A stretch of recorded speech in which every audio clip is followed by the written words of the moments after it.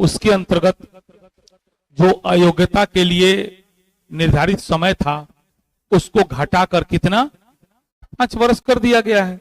तो इस तरह से नवाज शरीफ पर लगाया गया आजीवन प्रतिबंध ऑटोमेटिक खत्म हो गया। अब वो 5 वर्ष के लिए था, उनका ऐसे भी 5 वर्ष पूरा हो गया। अब वो आएंगे, चुनाव लड़ेंगे, है ना। चलिए आज के लिए इतना रहने देते हैं, फिर हम लोग कल मिलते हैं और कल हम लोग आर्थिक वाणिज्यिक परिदृश्य पढ़ेंगे,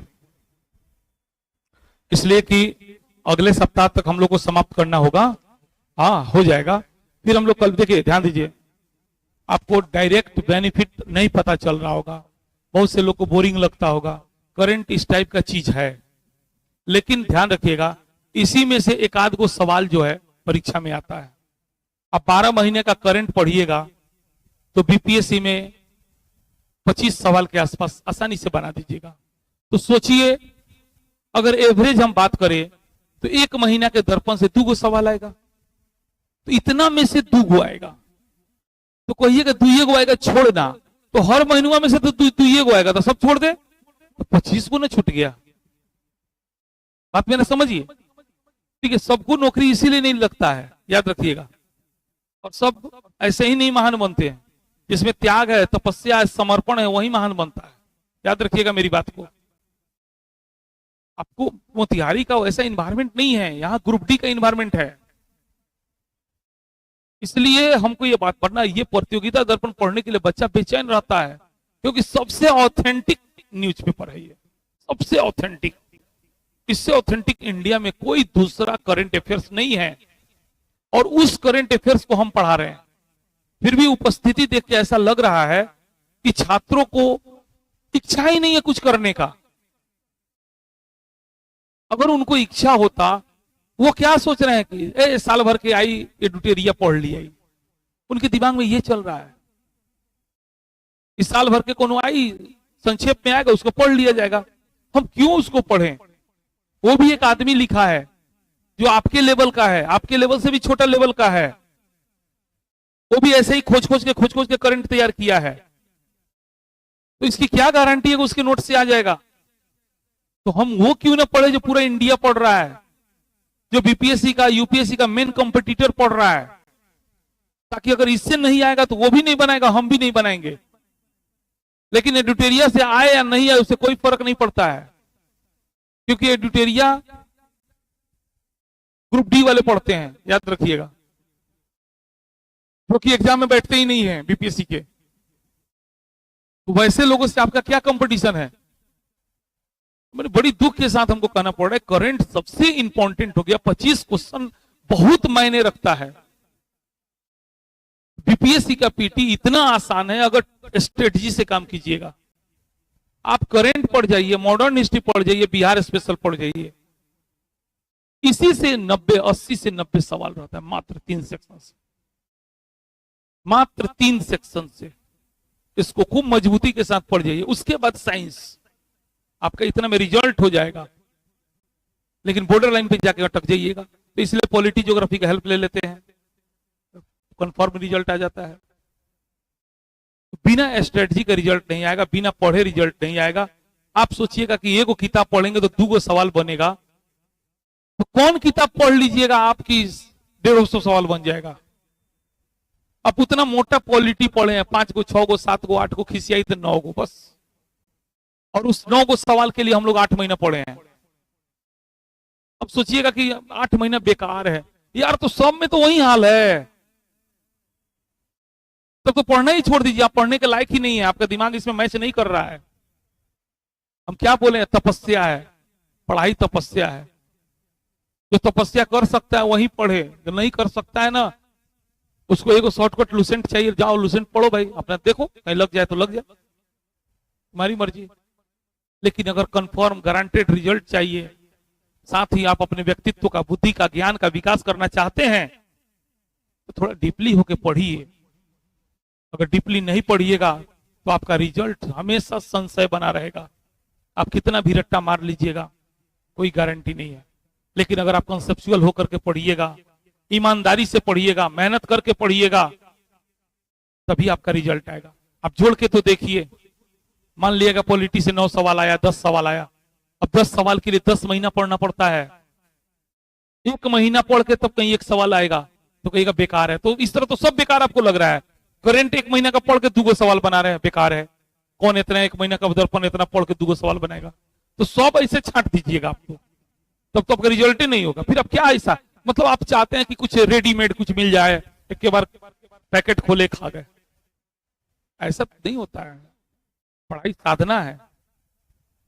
और ये उत्साह मोतिहारी में हमको नजर नहीं आ रहा है। बहुत कम लोग हैं जिनका मुंह देख के पढ़ा भी रहे हैं, वरना यहां है सीधे सिस्टम, गाइड उठाओ, हर टॉपिक से 20-20 को तथ्य दे दो, रटवा दो, कह दो सिलेबस खत्म, लड़कों को गलतफहमी हो जाए, हम पढ़ लिए सिलेबस खत्म। नौकरी लगे या ना लगे उससे उसको मतलब नहीं है, वो नौकरी के लिए नहीं पढ़ रहा है। हम अनुभव अपने जीवन में कर लिए पढ़ाने के दौरान, बच्चा अपना सिलेबस खत्म करने के लिए आता है। उसको सिलेबस खत्म हो जाए उतना ही में संतुष्टि है, उसको नौकरी से मतलब नहीं है। हम पढ़ाते हैं नौकरी को टारगेट करके। हमारा सिलेबस खत्म नहीं भी होगा तो भी नौकरी लग जाएगा, गारंटी है। लेकिन यहां के 90% बच्चे के दिमाग में है कि कितना जल्दी, कितना शॉर्ट में मेरा सिलेबस खत्म हो जाए। वो शॉर्टकट रास्ता खोज रहा है, शॉर्टकट रास्ता खोज रहा है। इस शॉर्टकट के चक्कर में वो बर्बाद होते जा रहा है। कोई उसको दिखा दे रहा है 3 महीना में सिलेबस समाप्त, मार पड़ जा रहा है।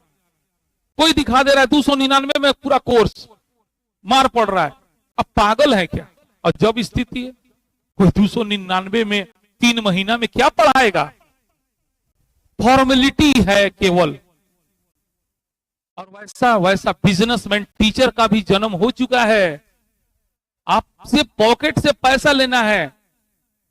वो जानता है कि ये बच्चा 10,000 नहीं देगा, 1,000 नहीं देगा, 200 देगा ना, 200 लेना, जितना देगा उतना ही लेना, लो, नहीं लेने से तो अच्छा है कि कुछ ले लो। अब बात समझिए बिजनेस का। आपको क्या लगता है? बहुत बड़ा बड़ा बिजनेस टैकू इस टीचिंग लाइन में घुस चुका है, जो सरकार को खरीद ले रहा है। सरकार को खरीद रहा है, कह रहा है सिस्टम मेरे हिसाब से चलना चाहिए, 9 से 4 क्लास नहीं होना चाहिए, तब तो बच्चा ऑनलाइन जाकर पढ़ेगा। अब सिस्टम को समझिए। बहुत बड़ा षड्यंत्र हो रहा है छात्रों के साथ। और छात्रों के इसलिए साथ हो रहा है क्योंकि छात्र बहुत ज्यादा आलसी हो गए हैं।